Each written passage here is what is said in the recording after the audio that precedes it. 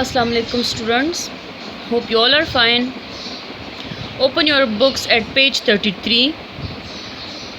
Today we are going to do exercise C and exercise D. Okay, exercise C of page 33, grammar. Clause procedure. Clause mean exercise of fill in the blanks, a kind of zehni azmaish. Okay, clause procedure, write words to complete the story. अब the words are not given to us. Common sense से काम लेके we will fill. Okay, exercise C and exercise A आपके जून के summer task में भी आया है. It was late in autumn. Autumn means ख़ज़ान, मौसम है ये. ख़ज़ान के अख्ताम पे and the weather getting. ख़ज़ान के एंड में कौन सा मौसम आता है? The weather is getting cooled. The leaves were falling off the trees. Okay, दरख्तों से पत्ते गिर रहे थे.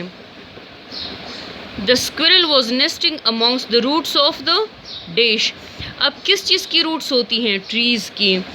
जो गुलहरी हैं तो वो अपने लिए रहने की जगह बना रही थी रूट्स के दरमियान. The hedgehog was curling up ready for a day's sleep. hedgehog खारपुश्त को बोलते हैं. अच्छा, curling up वो अपने आप को कर्ल कर रहा था, राउंड कर रहा था. Ready for a long sleep लिख सकते हैं और डीप स्लीप भी लिख सकते हैं. अच्छा, The frogs had disappeared into the thick wet area at the bottom of the pond. Pond बोलते हैं तालाब को. अच्छा, मेंढक जो होते हैं बच्चे वो वाटरी एरियाज में रहना पसंद करते हैं, वेट एरियाज में. The little dash was in his shell safely. The little snail was in his shell safely, हिफाजत के साथ, tucked away. The bees were resting in their dash.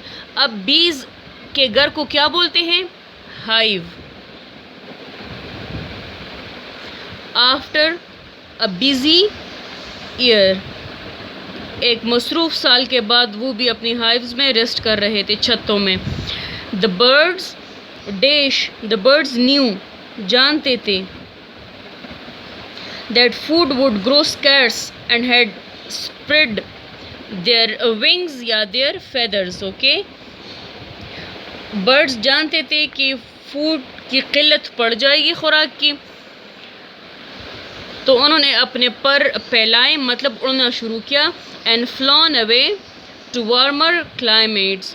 Warmer गर्म तर इलाक़ों की तरफ, गर्म तर मौसमों की तरफ उन्होंने उड़ना शुरू किया. All of nature knew that the winter was on its way. Nature के, कुदरत के सारे चीज़ें जानती थी कि सर्दियाँ आ रही हैं. लोग यहाँ पे विंटर है. अच्छा, winter was on its way, तो यहाँ पे भी मौसम को हॉट नहीं लिखना, कूल लिखना है. अच्छा, and they were dash for it, they were waiting for it या they were ready for it. Okay,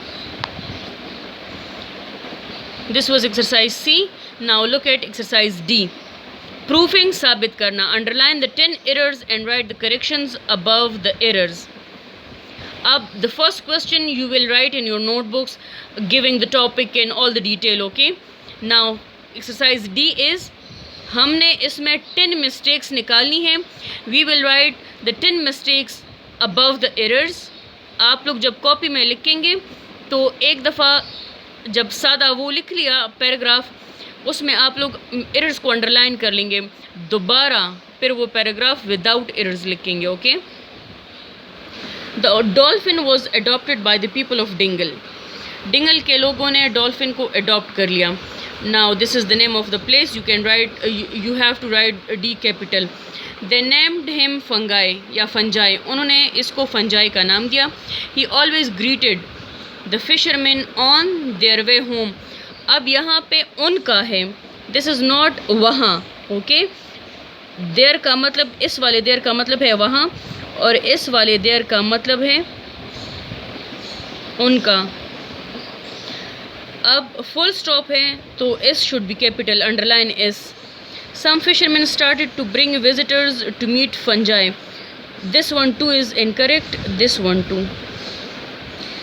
and he love to show off, अब शो ऑफ में डबल एफ आता है और ये लाइन नहीं है, यहाँ पे सिंपल डॉट है, फुल स्टॉप।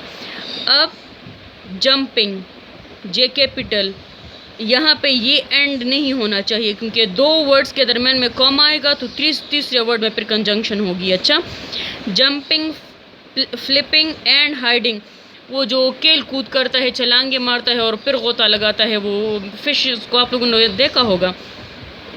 यहाँ पे फुल स्टॉप क्योंकि पी कैपिटल है तो मीन्स यहाँ पे फुल स्टॉप है।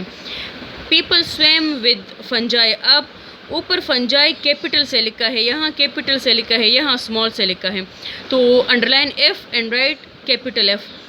सून the playful mischievous dolphin had won hurts from all over the world, not this one one, जीतना तो उसके लिए WON 1 है। अच्छा, people came to Dingle just to meet Fungie, अब यहाँ पे डिंगल में डी कैपिटल है, यहाँ पे डिंगल में डी कैपिटल नहीं गिवन, सो लोग डिंगल आते ताकि फंजाई से मिले। If you can count the errors, वो 10 बनते हैं। This was your exercise C and exercise D. Exercise E, your dictation, okay, ये फिर हम क्लास में करेंगे इंशाल्लाह, will the school will reopen. Now look at carefully exercise C and exercise D. Thanks for today.